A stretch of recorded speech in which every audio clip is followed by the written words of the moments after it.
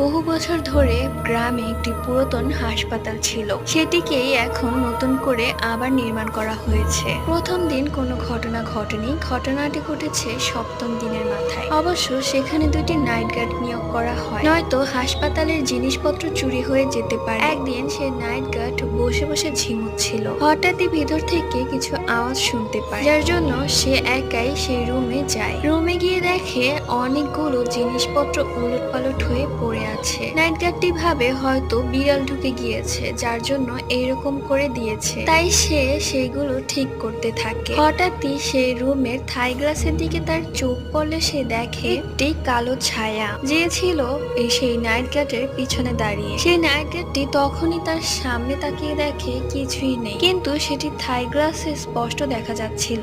পরের দিনই সেই নাইট গার্ডটি সেই কাজটি ছেড়ে দেয় এবং অন্য একজনকে নিয়োগ করা হলে তার সাথেও এমনটা